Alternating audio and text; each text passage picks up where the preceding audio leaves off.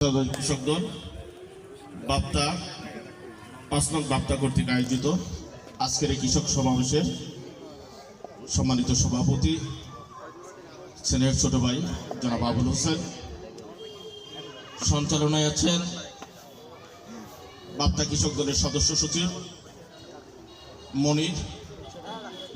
আমাদের মাঝে আজকের এই কৃষক দলের প্রধান অতিথির আসন গ্রহণ করেছেন ভোলার মাটি ও মানুষের নেতা, ভোলার বিএনপির প্রতিটি কর্মীর হৃদয়ের স্পন্দন, জাতীয়তাবাদী শক্তির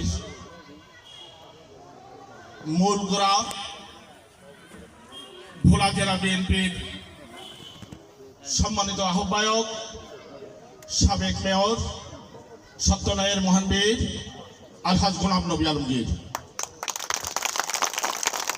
উপস্থিত আছেন জাতীয়তাবাদী দল বিএনপি ভোলা জেলার আহ্বায়ক কমিটির নেতৃবৃন্দ। উপস্থিত আছেন জাতীয়তাবাদী কৃষক দল ভোলা জেলা শাখার নেতৃবৃন্দ। উপস্থিত আছেন থানা কৃষক দল নেতৃবৃন্দ, ইউনিয়ন কৃষক দল নেতৃবৃন্দ সহ প্রাণপ্রিয় বাপ্তার সর্বস্তরের কৃষক জনতা, আসসালামু আলাইকুম। আমি সংক্ষিপ্ত দুটি কথা বলবো, বক্তব্য আমার সিনিয়র নেতৃবৃন্দ দেবেন। তারেক রহমান আগামী দিনে বাংলাদেশের কৃষকদেরকে কিভাবে সাজাতে চাচ্ছেন সেই বাণী আজকে আমরা আপনাদেরকে পড়ে শুনিয়েছি। তার আগামী দিনে যদি বিএনপি ক্ষমতায় আসে তাহলে কিভাবে বাংলাদেশের শতকরা ৮০% মানুষ কৃষক, সেই কৃষকের ভাগ্য কিরকম থাকবে। কারণ ৮০% মানুষের ভাগ্যকে জলাঞ্জলি দিয়ে ওই দেশের উন্নয়ন আদৌ সম্ভব নয়। সেই কথা চিন্তা করেছিলেন আমাদের মরহুম প্রেসিডেন্ট জিয়াউর রহমান।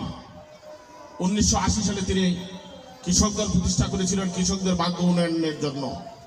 স্বনির্ভর বাংলাদেশ গড়ে তোলার জন্য তিনি কাজ করেছিলেন, খাল কেটেছিলেন। আপনারা জানেন বিভিন্ন কৃষি ভর্তুকির মাধ্যমে কৃষকদের লোনের ব্যবস্থা করেছিলেন। আগামী দিন তারেক রহমান যে নির্বাচন হবে, সেই নির্বাচনে যদি বিএনপি ক্ষমতায় আসে তাহলে কৃষকদের ভাগ্য পরিবর্তনের জন্য তিনি যে দফাগুলি দিয়েছেন সেই দফাগুলি আমরা বাস্তবায়ন করার চেষ্টা করব। সম্মানিত উপস্থিতি, আপনারা জানেন ফ্যাসিস্ট সরকারের বিদায়ের পরে আমরা এখন অপেক্ষায় আছি একটি অবাধ, সুষ্ঠু, নিরপেক্ষ নির্বাচনের জন্য। সেই নির্বাচনে আমাদের প্রাণ পুরুষ ভোলার মাটি ও মানুষের নেতা, আমাদের আজকের অনুষ্ঠানের সম্মানিত প্রধান অতিথি আলহাজ গোলাম নবী আলমগীর গত 17টি বছর ভোলার বিএনপির সকল নেতা কর্মীদেরকে তিনি তার বুকের মধ্যে আগলে রেখেছেন, স্নেহ ভালোবাসা দিয়ে তিনি তাদেরকে বরণ করে রেখেছিলেন। আগামী দিনের নির্বাচনে আমাদের সেই প্রার্থী হবে আলহাজ গোলাম নবী আলমগীর।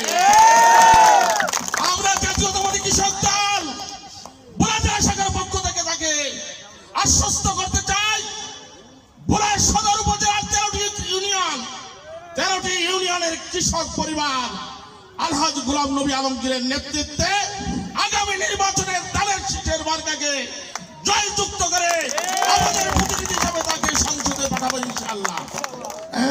এই ভোলা জেলার মাটি আলমগীর ভাইয়ের ঘাটি, ভোলা জেলার মাটি। আমি আমার বক্তব্য দীর্ঘায়িত আর করলাম না। আপনাদের সবাই সুস্বাস্থ্য এবং দীর্ঘায়ু কামনা করছি। ইনশাআল্লাহ আগামী যে নির্বাচন হবে সেই নির্বাচনে আমরা ধানের শীষের মার্কাকে জয়যুক্ত করব, এই আশা ব্যক্ত রেখে আমি আমার সংক্ষিপ্ত বক্তব্য শেষ করছি। খোদা হাফেজ। বাংলাদেশ জিন্দাবাদ। জাতীয়তাবাদী কৃষক দল ভোলা জেলা শাখা জিন্দাবাদ।